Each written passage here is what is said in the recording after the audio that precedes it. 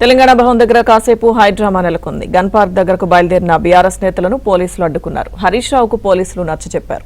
అయితే హరీష్ రావు వెనక్కి తగ్గకపోవడంతో పోలీసులు అదుపులోకి తీసుకున్నారు.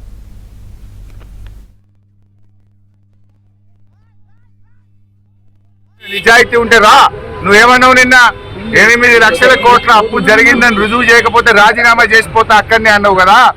రాజీనామా కాగితం తీసుకొని రా జూపల్లి. నువ్వు ఎందుకు ఇలా ముఖం చాటేసినావు? ముఖ్యమంత్రి తిట్టిండా? మొట్టికాయలు పడ్డాయా? లెక్కలు సరిపోతలేవా?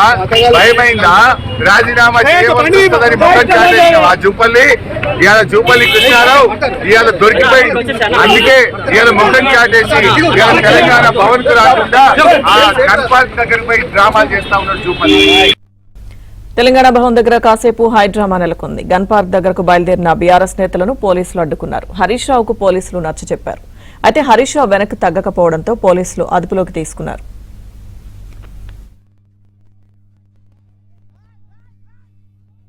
నిజాయితీ ఉంటే రా, నువ్వేమన్నావు నిన్న 8 లక్షల కోట్ల అప్పు జరిగిందని రుజువు చేయకపోతే రాజీనామా చేసిపోతా అక్కడనే అన్నావు కదా.